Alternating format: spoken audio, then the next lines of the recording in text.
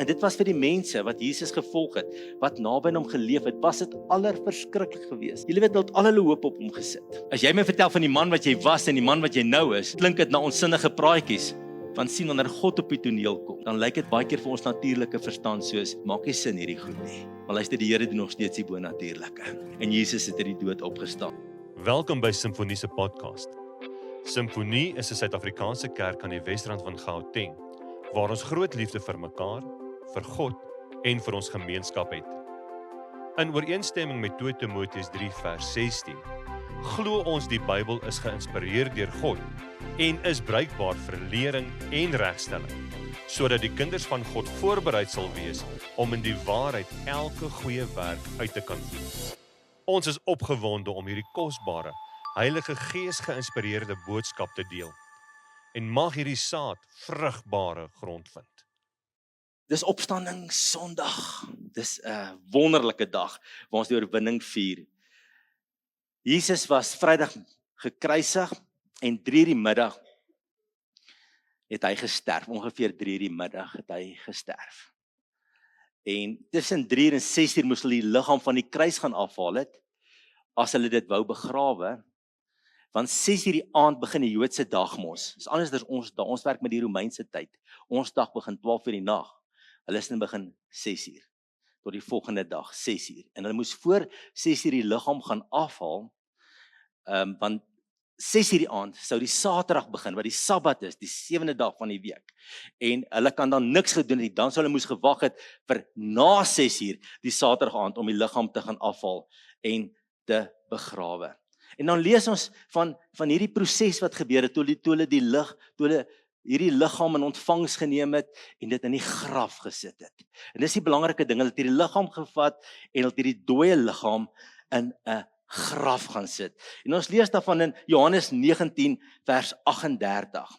Hierna het Josef van Arimatea, wat 'n disipel van Jesus was, maar in die geheim, hy was ook 'n raadslid gewees van die godsdienstige raad en hy het nie saamgestem met die handelinge en die besluite van die godsdienstige raad nie. Hy was in die geheim 'n disipel en 'n navolger van Jesus, omdat hy vir die Jode bang was. En hy het vir Pilatus gevra of hy die liggaam van Jesus in besit mag neem. Pilatus, die goewerneur van 'n omgewing wat die Romeinse oorheersing gesimboliseer het en oor daardie gebied geheers het, Pilatus het toestemming gegee. Josef het toe gegaan en sy liggaam weggeneem, maar hy liggaam in ontvangs geneem. Nikodemus, julle onthou mos die skrifgeleerde, wat 'n keer in die nag na Jesus toe gekom het ook gekom en 'n mengsel van omtrent 50 liter mirre en alwyn gebring het. Julle, dis baie geurende olie waarmee 'n liggaam gebalsem kan word. Hulle het die liggaam van Jesus geneem en dit met die geurolie behandel en in die doeke toegedraai, soos dit die gebruik van die Jode was om iemand vir die begrafnis uit te lê. By die plek waar Jesus gekruisig is, was daar 'n tuin. En in die tuin was daar 'n nuwe graf, en dit was Josef van Arimatea se graf gewees, waarin daar nog niemand begrawe was nie. Daar het hulle Jesus begrawe, omdat die Sabbatdag vir die Jode al amper aangebreek het en die graf daar naby was. Markus 15 vers 46 gee ook so net 'n ander kant. Hy sê, en hy het linne gekoop, dit is nou Josef van Arimatea, en hy het hom afgehaal, hy het die liggaam in ontvangs geneem en in die linne toegedraai, hom neergelê in 'n graf wat uit rots gekap was en uit die steen teen die opening van die graf gerol. Dink jou net bietjie prakties terug in daai omstandighede. Hier neem hulle hierdie dooie liggaam in besit. Die liggaam is bebloed, die liggaam is vol wonde, geswel, die gesig van al die marteling, die gate in die hande, in die voete, die oop wond aan die sy, en dan gaan haal hulle teer hierdie liggaam, en dan was hulle hierdie liggaam, hulle was al die bloed af, en dan begin hulle die olie, die geurende olie, die balsemolie aan die liggaam smeer, en dan begin hulle hierdie liggaam toedraai, stukkie vir stukkie in linne, en hulle draai hom toe.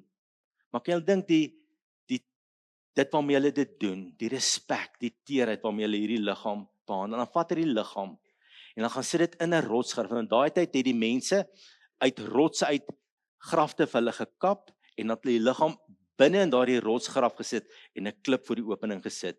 Gegoede mense kon dit bekostig, maar gewone mense kon net in 'n vlak graf begrawe word. 'n Gewone begrafnis, maar hierdie was uitsonderlik om in so 'n graf begrawe te word. En Jesus is oor die tydperk van 3 dae dood. Wel nie 3 volle 24 uur tydperk en want as jy nou mooi tel, was hy 'n paar uur op die Vrydag dood tot 6:00 die aand wat die Joodse dag simboliseer. Dan is hy van 6:00 tot die volgende aand 6:00 is hy dan ten volle die Sabbatdag aan die graf, maar vroeg die Sondagmôre het hy opgestaan. So dis nie 'n volle 72 uur tydperk, 3 maal 24 uur tydperke nie. Maar vir die Jode en vir die mense in die Ou Testament was 'n gedeelte van die dag 'n verteenwoordiging van die hele dag gewees. So 'n gedeelte verteenwoordig die volle gedeelte van 'n dag. Jesus het gesê hy gaan 3 dae dood wees. In Matteus 12 vers 40, soos Jona 3 dae en 3 nagte in die maag van die groot vis was, so sal die seun van die mens 3 dae en 3 nagte binne in die aarde wees. Daar's ander teorieë ook, twee teorieë wat sê dat Jesus kon op die Woensdag of ook op die Donderdag gekruisig gewees het. Daar is 'n groep mense wat dit voorstaan, maar die oorwegende kerk sê nee. Volgens die beste historiese bewyse is Jesus op Goeie Vrydag gekruisig. En daardie Vrydag na sy kruisdood is Jesus se dooie, bewegenlose, lewelose liggaam in 'n donker, koue rotsgraf geplaas. En hy is daar geplaas na 'n steen voor die opening geplaas. En dit was vir die mense wat Jesus gevolg het, wat naby aan hom geleef het, was dit allerverskriklik geweest. Julle weet, hulle het al hulle hoop op hom gesit. Hulle het hom geglo, hy is die antwoord vir hulle lewe, hy is die antwoord vir hulle toekoms. Hy is die antwoord, hy het hulle lewe kom sin gee. Hy het weer lig in hulle lewe gebring. Hy het woorde van lewe gespreek. Hulle het God in hom gevoel. En nou is hy dood. En nou lees ons dat hulle was vol vrees gewees en hulle het weggekruip. Ons sien hulle was bang vir die Jode. In Johannes 20 vers 19 kruip hulle weg. Hulle sluit die deure toe. Hulle was hartseer. Hulle het gerou. In Markus 16 vers 10 kom Maria Magdalena en sy vertel vir hulle en sy sê, luister, daar 2 manne aan my verskyn wat blink klere aangetree het en hulle sê hy het opgestaan, maar dan staan daar, hulle het gerou en geween. Hulle het haar nie geglo nie. Hulle het in hierdie rou en hierdie geween gebly. Hulle was moedeloos en verward. Onthou julle die Emmausgangers in Lukas 24 vers 21 en Jesus loop saam met hulle en hulle kom nie agter dis Jesus wat saam met hulle loop van Jerusalem na die dorp Emmaus nie en dan sê hulle vir Jesus in Lukas 24 vers 21 en ons het gehoop dat dit hy was wat Israel sou verlos. Al ons hoop was op hom. Alles lê aan skerwe, ons drome, stukkend ons lewe, stukkend niks maak meer sin nie. Alles het uitmekaar geval. En dan lees ons hulle harte was traag om te glo. En toe Jesus dan hulle verskyn het agter daai toe deure, in Lukas 24 vers 25 het hy vir hulle gesê: "O onverstandiges met harte wat traag is om te glo." Hulle het alles uit 'n menslike perspektief skielik begin kyk en hulle het al die beloftes van God vergeet. Hulle het die goddelike krag van God buite rekening gelaat en hulle het net op hulle menslike perspektief hulle besluite gemaak. En hulle het God buite die prentjie gelos op hierdie oomblik. En ons kan ook sê, wat 'n hartseer klompie mense hier bymekaar, verward, hulle weet nie wat die toekoms inhou nie, alles in hulle lewe is teenoor mekaar, hulle harte is leeg. En hulle so, my ouma het altyd gesê, wat 'n sorry lot, né? Dis omtrent wat hulle is, omtrent 'n sorry lot wat daar is. En dan lees ons, die vroue van die graf kom terug en hulle vertel vir die disippels wat gebeur het. Dan lees ons daarvan, kom ons lees Lukas 24 vers 5. Die engele sê vir hulle, waarom soek julle die lewende by die dooies? Dan sê die engel vir hulle, hy is nie hier nie, hy het opgestaan. Onthou jy nog? Sê die engel vir hulle, hy het dit vir julle gesê, die seun van die mens moet oorgelewer word in die hande van sondige mense en gekruisig word en op die 3de dag opstaan. Jesus het dit oor en oor vir die mense gesê, maar hulle het dit vergeet, hulle het dit agtergesit, hulle het nie daaraan geglo nie. En Lukas 24 vers 9 lees ons, hulle gaan toe terug hierdie vroue en hulle gaan vertel vir daai 11 disippels wat gebeur het. En hierdie 3 vroue was Maria Magdalena, Johanna en Maria, die moeder van Jakobus. En hulle vertel dit vir die apostels en dan lees ons in vers 11 en hul woorde het vir hulle na onsinnige praatjies gelyk. Het julle al gehoor as 'n ou getuig en hy sê, julle, my lewe was 'n gemors. Ek het die vuilste, donkerste lewe gelewe. En jy kyk hier wat voor jou staan, jy sien my so verander. Hy het Jesus in sy lewe aangeneem en sy lewe is nou so anders. Hy's liefdevol, hy's betroubaar, hy's 'n eervolle mens, hy staan sy plek in die kerk vol. Hy's iemand wat die Here dien. Jy dink dit klink baie onsinnig wat jy nou praat. As jy my vertel van die man wat jy was en die man wat jy nou is, klink dit na onsinnige praatjies. Baie mense sal vir jou vertel en sê, luister, ek was in 'n put van depressie en ek wou selfmoord pleeg en niks in my lewe het gewerk. En jy kyk hierdie joyful person hier voor jou en hierdie persoon wat die Here loof en prys, jy dink, dit klink redelik onsinnig. En die ou sê vir jou, luister, ek was sterwend gewees. Ek het 'n verskriklike slegte diagnose van die dokter gekry, maar hier staan ek, 20 jaar later, ek's gesond, iemand het my gebid en die Here het my gesond gemaak, en kyk jy persoon dan sê jy, ja, dit klink na onsinnige praatjies hierdie, nee. Of 'n ou sê vir jou, ek en my vrou was so ver verwyderd van mekaar, en van ons wou mekaar heeltyd doodslaan, nee. En jy kyk hierdie tweeetjies wat koerie op die bank, en hulle so liefies, wil jy tee, skattie? En jy dink, dit klink na onsinnige praatjies, dan besef jy, dat waar God se krag opdaag en mense hulle onderwerp aan Jesus, gebeur die wonderlikste dinge. Halleluja. Kan ons halleluja sê? Vir ander klink dit na onsinnige praatjies, maar ons weet, ons God leef en hy doen wonderwerke in ons lewe vandag. En hulle het gedink dis onsinnige praatjies hierdie. Want sien, wanneer God op die toneel kom, dan lyk dit baie keer vir ons natuurlike verstand soos, dit maak nie sin hierdie goed nie. Maar luister, die Here doen nog steeds die bonatuurlike. En Jesus het uit die dood opgestaan. En jy kan nou dink hoe onsinnig dit moet klink vir 'n mens wat net met sy verstand dink en nie ingeskakel is by God se beloftes met geloof nie. En omdat hulle nie inskakel op 'n hoër frekwensie nie, op die geloofsfrekwensie nie, leef hulle in twyfel, hulle leef in rou, hulle harte is verward, hulle leef platgeslaan, hulle kruip weg, hulle is moedeloos. Nadat Jesus herhaaldelik vir hulle gesê het, luister, op die 3de dag gaan ek opstaan. Oor en oor sê hy vir hulle. Ook in Matteus 17 vers 22 het hy dit vir hulle gesê. Jesus het op daai stadium geleef. Hy was opgewek deur die krag van God. Het hy geleef, hy het die dood oorwin, die graf, die dood, die hel. Maar hulle het nie geleef nie. Hulle het wel asem gehaal, maar hulle het 'n graflewe gelewe op daai oomblik. Hulle het eintlik net bestaan op daai oomblik. Vol vrees, hopeloos, platgeslaan, hulle lewe tot stilstand gekom, hulle het nie 'n vooruitsig gehad nie, en dit terwyl Jesus, hulle Here geleef het hulle weggekruipte lewens gelewe. En toe Jesus gesterf het hy fisies gesterf, en toe hy uit die dood opgestaan het hy fisies opgestaan. En hierdie nuwe liggaam van hom het besondere eienskappe gehad, wat sy liggaam voor sy opstanding nie gehad het nie. Ons lees in Johannes 20 vers 26, die disippels is by mekaar, die deure is gesluit, en die oomblik, woep, hier staan Jesus by hulle.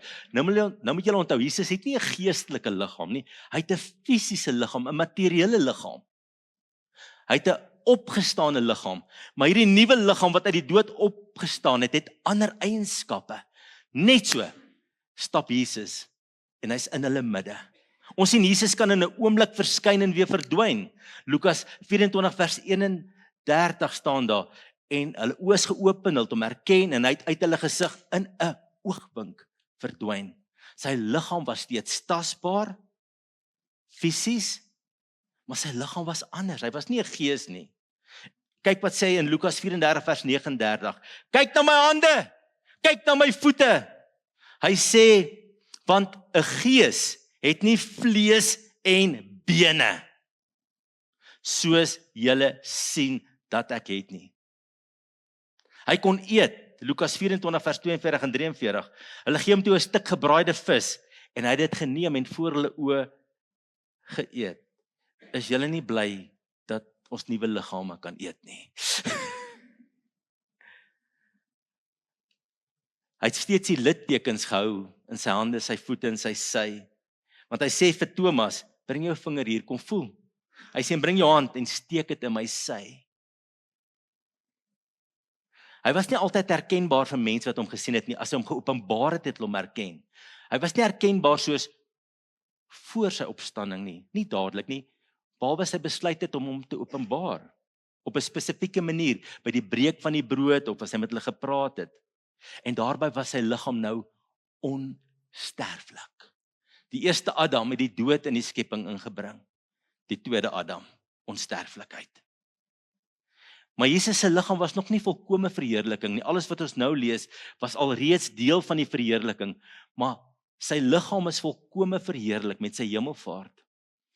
En Johannes, die apostel, is op Patmos, hy's al 'n ou man in sy 90er jare, en hy's daar op die eiland Patmos,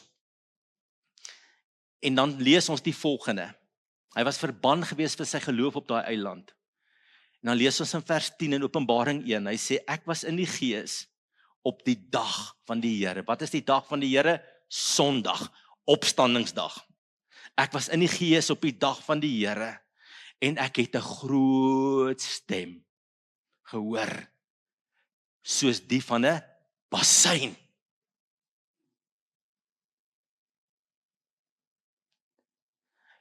En hierdie groot stem wat soos 'n basuin klink, het gesê, ek is die Alfa en die Omega. Dis die letters van die Griekse alfabet, wat Jesus sê, ek is die A en ek is die Z, die eerste en die laaste. Hy sê, en toe draai ek om te sien watter stem met my gespreek het. Hy sê, en toe sien ek hom tussen die kandelare. Vers 13:1, soos die seun van die mens, met 'n kleed wat tot aan sy voete hang, en gegord om die bors met 'n goue gordel. Sy hare was wit soos wol, soos sneeu, en sy oë soos 'n vuurvlam. En sy voete was blink koper wat gegloei het soos in 'n oond, en sy stem soos die van baie waters. En sy aangesig was soos die son wat skyn in sy krag. En toe ek hom sien, toe val ek soos 'n dooie aan sy voete, want sien geen vlees kan meer in die teenwoordigheid van die verheerlikte Jesus staan nie. En hy het gesê, moenie vrees nie, ek is die eerste en die laaste, en ek is die lewende. Ek was dood en kyk, ek leef tot in alle ewigheid. Halleluja.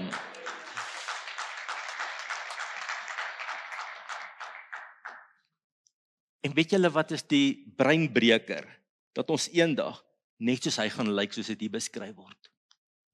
Want Filippense 3 vers 21 sê, en deur die krag waarmee hy alles aan homself onderwerp, sal hy ons nederige liggame verander, om soos sy verheerlikte liggaam te wees.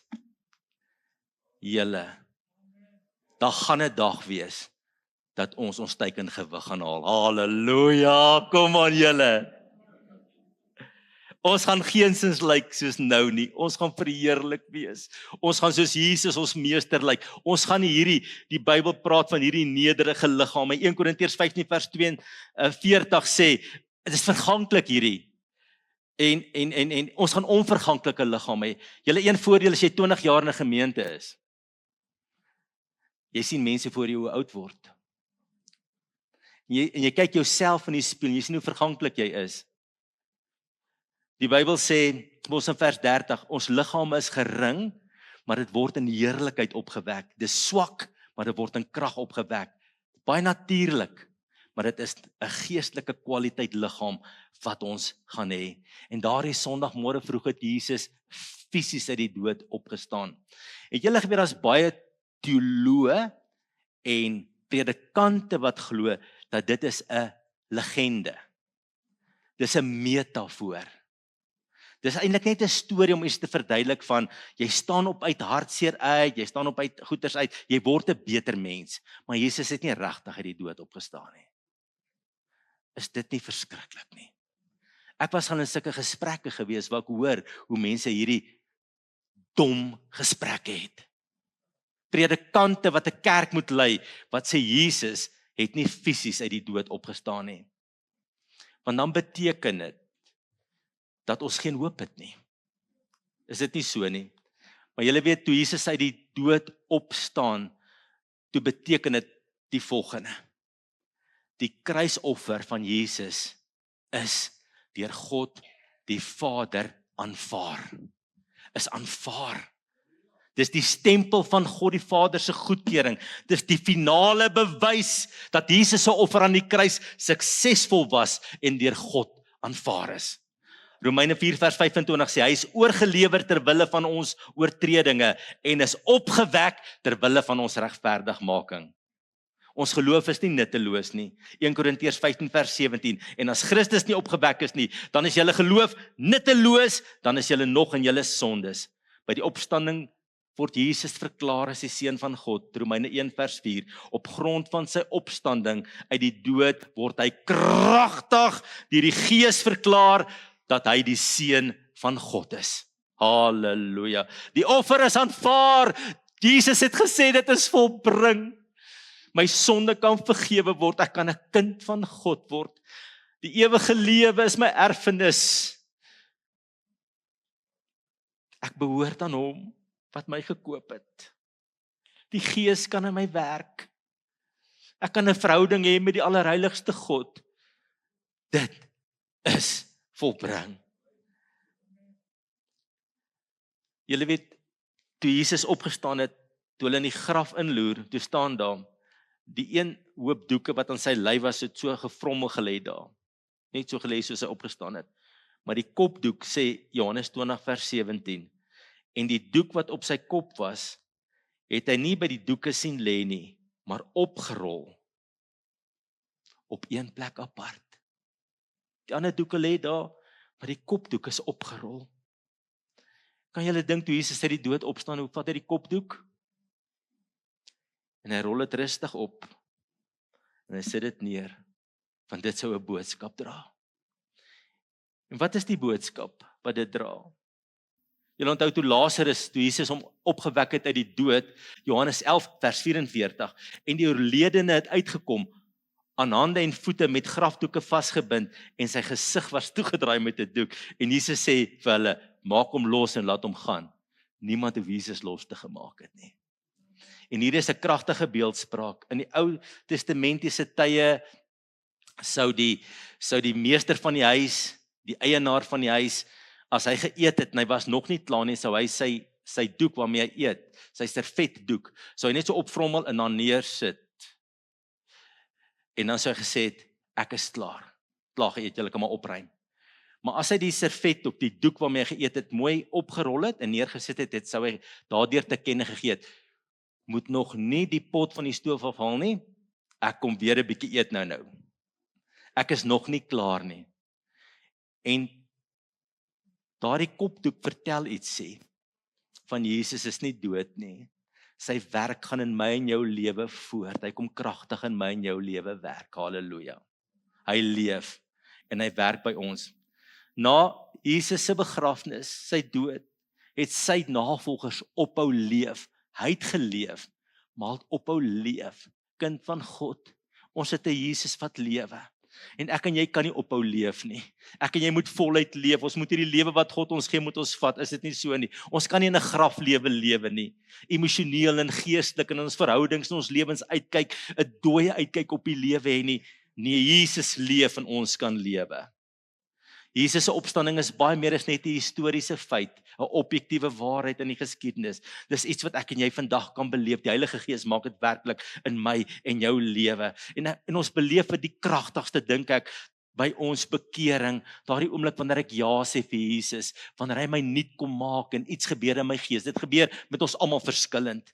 Party van ons as klein kindertjies gebeur dit, party van ons is as ons al oud is, maar hy kom maak ons nuut en daar kom 'n nuwe lewe in ons. Luister, daardie ou sondige ongehoorsame lewe word verander by bekering en die Heilige Gees kom maak ons nuut. Die Bybel sê ons kom tot lewe. Ons gees word sensitief vir God die Vader. Ons begin sy hartklop te voel. As ek 'n sondaar is, kan ek nie God se hartklop voel nie. Ek het nie 'n aanvoeling vir my meester nie, maar wanneer ek tot bekering kom, word ek lewend vir hom. Ek het 'n aanvoeling vir sy hart. Ek voel, ek is in kontak, ek lewe. My hand is in die hand van hom wat my geskaap het. Daarom sê Romeine 6:4, ons is saam met hom begrawe deur die doop in die dood, sodat net soos Christus uit die dode opgewek is deur die heerlikheid van die Vader, ons ook nou so 'n nuwe lewe kan lei of in 'n nuwe lewe kan wandel. Julle, ons het iets heerlik ervaar. Nou kan ons oorwinningslewens lewe. Daar's nuwe keusemoontlikhede wat vir ons oopgegaan het. Ons kan beter keuses maak. Ons kan oorwin oor die duiwel. Ons kan oorwin oor slegte gewoontes. Ons kan oorwin. Ons kan die lewe in die oë kyk. Is dit nie so nie? Ons kan nou die lewe face met die krag van God wat aan ons werk. En die Bybel leer vir ons in Efesiërs 1:19, daar's 'n uitnemende grootheid van sy krag wat aan ons werk in ons wat glo. Hy sê, en dis dieselfde werking wat hy gewerk het toe hy Christus uit die dode opgewek het en hom laat sit het aan die regterhand in die hemele. Kan ons sê haleluja? Daar is 'n dag dat ek en jy kom, ons almal tref dit, dat jy so op die kant van die bed gaan sit en sê, ek sien nie kans nie. Ek's moeg. Hoor jy daai woorde baie, ek's moeg nie? As jy met mense praat, dan gaan met jou moeg. Almal's moeg. Jy sit op die kant van die bed en jy sê ek weet nie.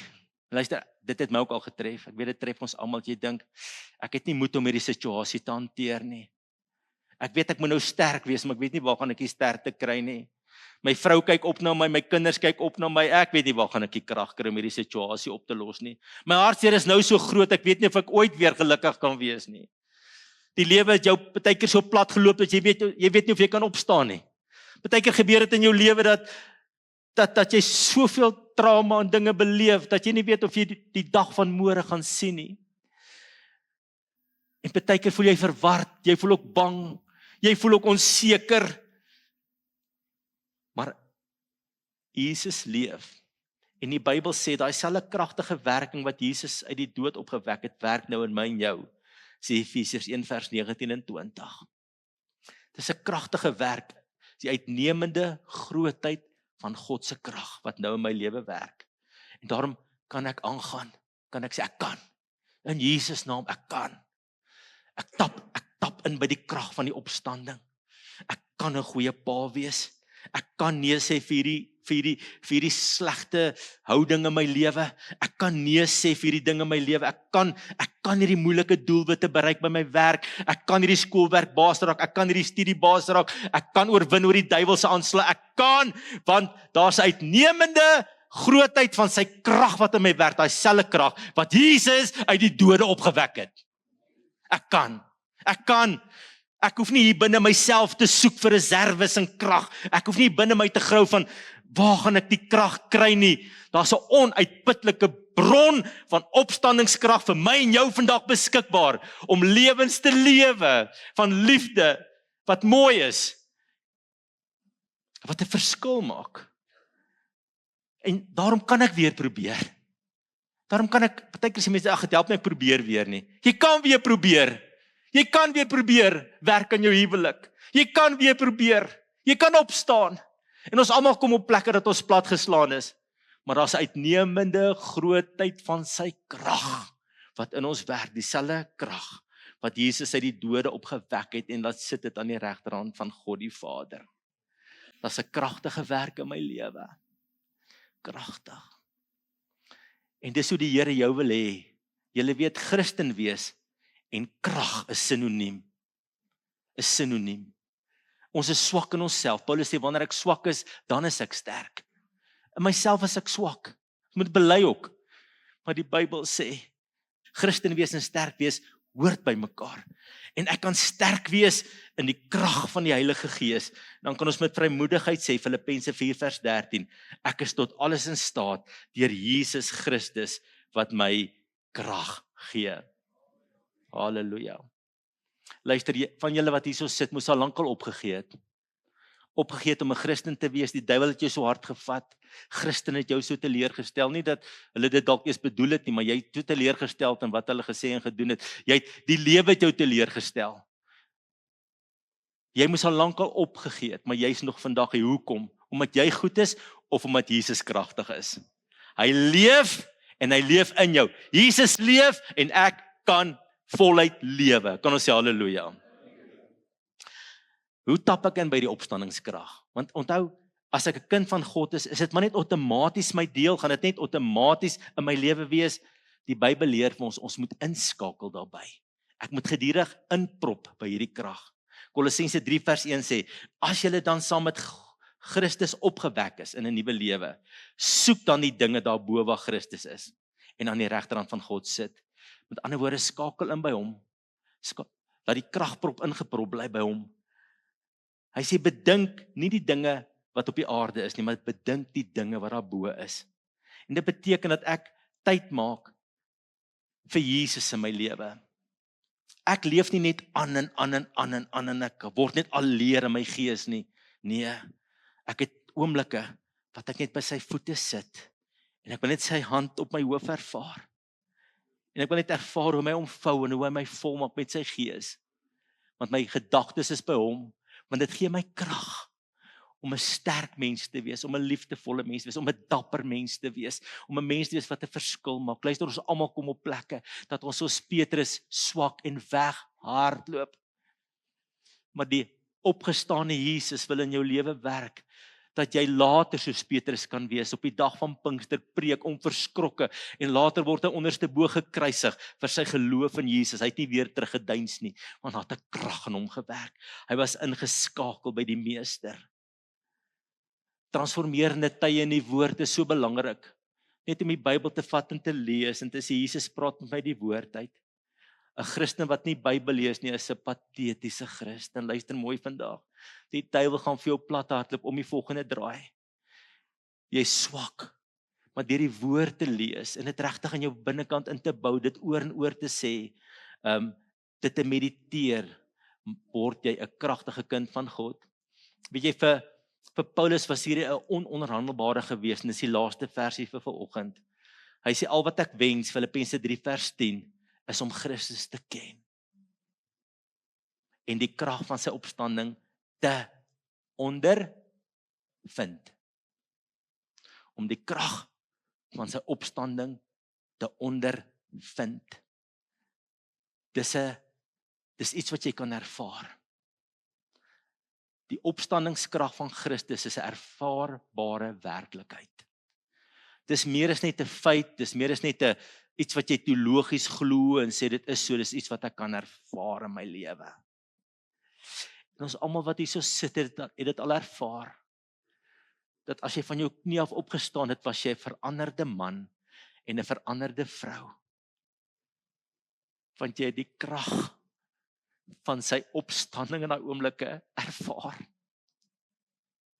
En jy kon dapper hierdie lewe in die oë kyk. En omdat Jesus lewe, kon jy vir die duiwel sê, duiwel, in die naam van Jesus bind ek jou werke en jou teenwoordigheid in hierdie plek. Jy het geen reg om hier te werk nie. En hy duins terug, omdat daar 'n Jesus is wat lewe en hy sidder voor daai naam. Halleluja. Ons kan dit ondervind. Ons kan dit ondervind in aanbidding. Vanmôre toe ons aanbid het, wat het ons ervaar? Ons het die krag van sy opstanding ervaar. Dis hier, dit bekragtig my. En daai krag maak dat ons vir siekes kan bid en hulle kan gesond word, soos hy besluit om dit te doen. Ons kan bid vir die moeilikste omstandighede en dit kan verander. Want daar sê Jesus wat oorwin het en in sy naam verander dinge. Hy leef, daarom kan ek lewe. En as jy vanmôre in 'n graf lewe, 'n lewe waar jy leef en jy voel ek's af, ek's donker, ek voel nie goed nie. Ek leef 'n verloor lewe. Ek leef 'n lewe wat nie opweeg teen dit wat die Bybel sê na toe ek moet opweeg nie. Moenie nou skuldgevoelens hê nie, dis 'n uitnodiging. Jesus wil jou uitnooi en sê, kom leef in my krag, my kind. Kom leef in my krag. Laat my opstanding vanmôre vir jou 'n ervaarbare werklikheid word. En jy's vanmôre hier, want die Here Jesus het met jou 'n afspraak. Jy gaan anders ter huis toe gaan vandag as wat jy ingekom het. Want Jesus gaan sy hand op jou lê. Sy groot almagtige krag gaan in my lewe werk, sy opstandingskrag. Halleluja en amen. Mag hierdie kosbare woord van Pastor George jou help om 'n helder lig vir Jesus in die wêreld te wees. En mag die Heilige Gees jou herinner aan sy woord, sodat jy voorberei sal wees vir elke goeie werk.